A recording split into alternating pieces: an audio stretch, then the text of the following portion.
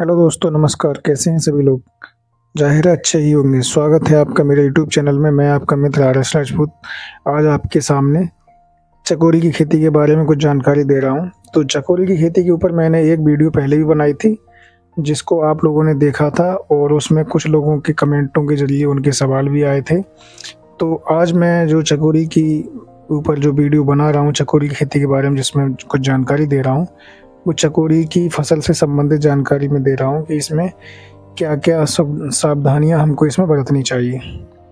तो किसान साथियों, एक किसान भाई का जो कमेंट आया था उसमें ये लिखा था कि मेरी चकोरी की फसल 6 महीने की हो चुकी है और उसमें गलन लग रही है।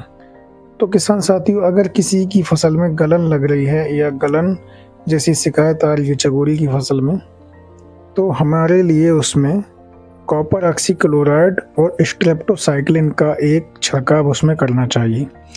कॉपर ऑक्सीक्लोराइड के लिए हम 3 ग्राम प्रति लीटर पानी के हिसाब से उसका हम एक सॉल्यूशन बना लेंगे, और स्ट्रेप्टोसाइक्लिन के लिए हम 5 ग्राम का जो पाउच होता है, 5 से 6 ग्राम का पाउच आता है, उस एक पाउच के लिए हम 1 टंकी पानी में डालेंगे। तो इस प्रकार से हम उसकी एक छिड़काव के लिए कर देंगे और गलन उससे रुकना प्रारंभ हो जाती है। लेकिन इस छिड़काव का हमारे लिए पुनः रिपीट करना पड़ता है। रिपीट करने से ये होता है कि अगर कोई रोग है और वो एकदम से कंट्रोल नहीं हो पा रहा है, तो उसके लिए अगर हम रिपीट कर देंगे तो रोग कंट्रोल हो जाएगा। तो किसान साथियों, हमारे लिए 2 बार इसका छिड़काव करना है, कॉपर ऑक्सीक्लोराइड और स्ट्रेप्टोसाइक्लिन का, जिससे कि हम जो गलन की समस्या होती है उसके लिए हम दूर कर सकते हैं और गलन से हमारी फसल को निजात मिल जाएगी। इसके बाद किसान साथियों, हमें उसमें यूपीएल की साफ या फिर थायोफेनाइड मिथाइल का हम उसमें स्प्रे कर सकते हैं। थायोफेनाइड मिथाइल का भी एक जो काम होता है वो गलन को रोकने के लिए, और कुछ जो बिल्ट की जो समस्या आती है, यानी कि उखड़ना शुरू हो जाती हैं जड़ें, उसके लिए भी कंट्रोल करती है। तो किसान साथियों, हमारे लिए इस प्रकार से कुछ सावधानियां बरतनी पड़ती हैं, जो कि हमारी फसल के लिए काफ़ी लाभप्रद होती हैं। और इन कीटनाशकों, इन फंजीसाइड का इस्तेमाल करने से हम अपनी फसल के लिए फंगल इन्फेक्शन से बचा सकते हैं। तो जाहिर सी बात है, जो गलन की समस्या आती है वो एक प्रकार से बैक्टीरियल डिजीज़ होता है, और मौसम की जो परिवर्तन होता है, मौसम के परिवर्तन की वजह से गलन फसल में आती है। जैसे कि एकदम गर्मी पड़ना, मौसम में आर्द्रता अधिक होना और तापमान ज़्यादा होना, ये गलन के लिए बनाता है। गलन की समस्या इस वजह से बनती है। तो अब इस समय पे क्या है कि चूँकि ठंड जा रही है और मौसम में आर्द्रता तो है ही है, दूसरी उसके साथ साथ गर्मी एकदम पड़नी शुरू हो गई है, और एकदम गर्मी पड़नी शुरू हो गई है, तो इस वजह से गलन की समस्या आ सकती है। तो इस वजह से हमारे लिए अपनी जो सावधानी है ये बरतनी है और अपनी फसल के लिए गलन जैसी समस्याओं से बचाना है। तो किसान साथियों, इसके साथ साथ एक और समस्या आती है, जैसे कि चकोरी की फसल में कुछ इंसेक्ट अटैक करते हैं, जैसे कि आपकी कैटरपिलर है, सूड़ी जिसको हम बोलते हैं। तो वो सूड़ी क्या करती है, पत्ते के लिए जगह जगह इसको छेद कर देती है और पत्ते को खाने का काम करती है। तो उसको, सूड़ी को ख़त्म करने के लिए हम क्लोरोसाइपर का छिड़काव कर सकते हैं, जिससे कि उस सूड़ी को ख़त्म किया जा सकता है। और किसान साथियों, इसमें एक इंसेक्ट आता है जिसको हम माहू बोलते हैं।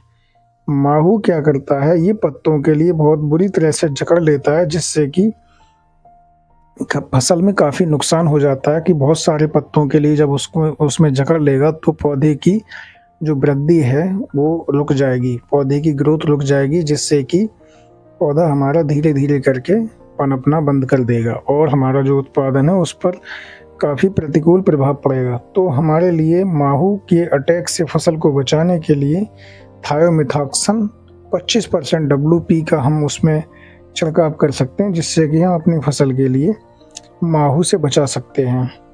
और माहू के साथ साथ अन्य जो कीट आते हैं उनसे भी हम बचा सकते हैं, क्योंकि थायोमिथॉक्सन एक बहुत ही कारगर इंसेक्टिसाइड है जो कि फसलों में लगाया जाता है, और ये सभी प्रकार के रस चूसक कीट होते हैं उनके लिए मारने का काम करता है।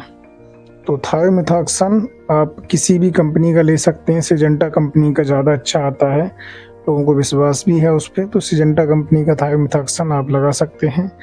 या फिर और भी कंपनियों का आ रहा है मार्केट में, उपलब्ध है, तो आप उसके लिए ले सकते हैं। और उसका जो सॉल्यूशन होता है वो आपके लिए 5 ग्राम प्रति 15 लीटर पानी में उसका घोल बनाकर आप उसका छिड़काव करेंगे तो अपनी फसल के लिए इंसेक्ट से बचा सकते हैं और आपकी फसल अच्छे से हो जाएगी।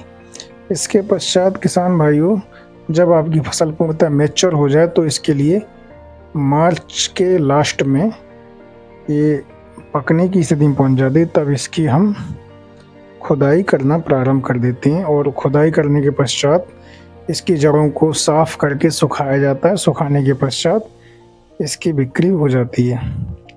तो किसान साथियों, ये रही कुछ जानकारी जो कि आपकी चकोरी की फसल से संबंधित थी। तो चूँकि कुछ किसान भाइयों ने कमेंट करके भी अपनी समस्या के लिए बताया था, तो हमने उचित समझा कि ये वीडियो बनाई जाए।